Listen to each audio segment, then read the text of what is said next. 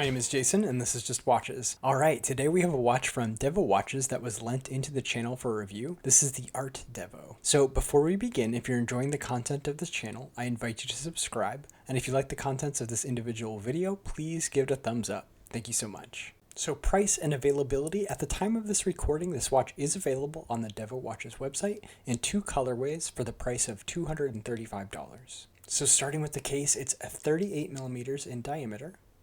It's 46 millimeters lug to lug. It's a very thin 8.5 millimeters thick, and then it has an 18 millimeter lug width opening. So the case is all high polish, which is the usual for a dressy style watch.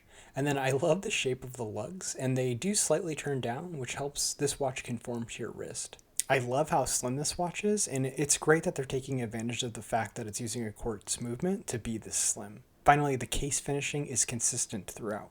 So the stock strap starts at 18 millimeters and then tapers all the way down to 15 millimeters. It's made of genuine leather and has this white stitching. It has a signed pin and collar.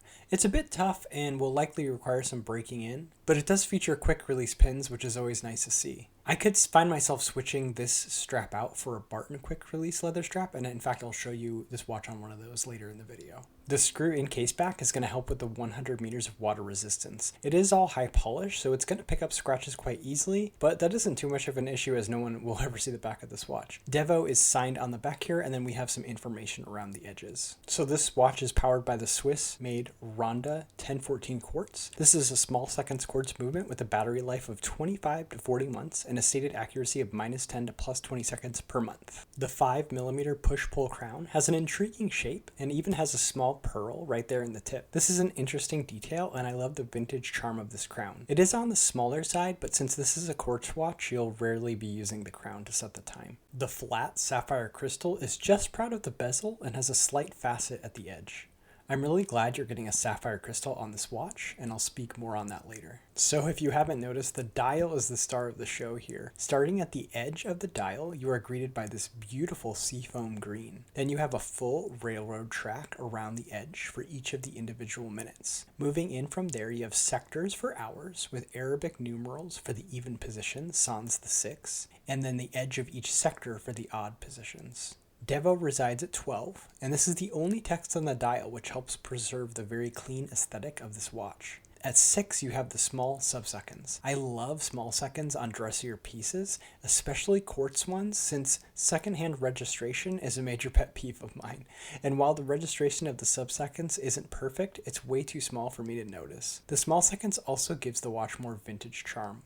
My only suggestion is that I would love to have seen the sub-register sunken into the dial to give the watch more dimensionality overall, but the dial is gorgeous. There is a small imperfection above the 50 on the sub-register, but it is only visible from certain angles in intense lighting conditions. The handset consists of a high polish minute and hour hand that are loomed in the middle. I would love to see the minute hand be a little longer here and terminate at the railroad track at the edge of the dial. While the lume is not very strong, I do like that the hands are loomed, as the white color helps them pop out against the dial. The sub-second hand is black, which I prefer as it helps differentiate it from the other hands. While the hands are loomed, nothing else is, so it won't be much use in low lighting conditions. Here it is on my 6 3/4 inch wrist. This is a great size for people with smaller wrists, and you can see it wears nice and snug against the wrist and is very slim. This is a very comfortable watch to wear. So pros and cons, starting with the pros. Well, the dial on this watch is obviously lovely. And then the watch is a great size for a dressier piece. And like I said before, it's extremely light and comfortable on the wrist. And then I like that we have a sapphire crystal here. This is going to resist scratches, so you can continue to appreciate that dial for a long time. For the cons, I would have loved to see a bit more dimensionality on the dial with the sunken small seconds sub-register.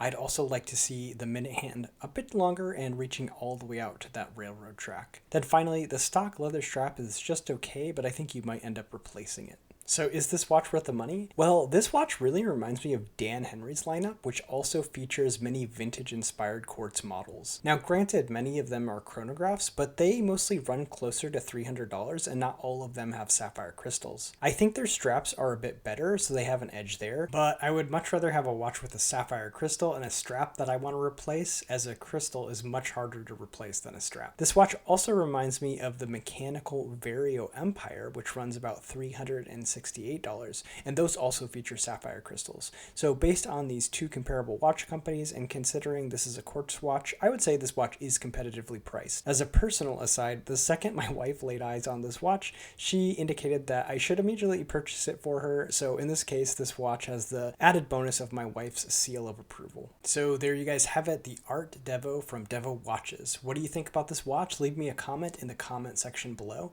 As always, if you're enjoying the content of this channel, I invite you to subscribe, and if you like the contents of this individual video, please give it a thumbs up. That's all for this time. My name is Jason, and you have been watching Just Watches.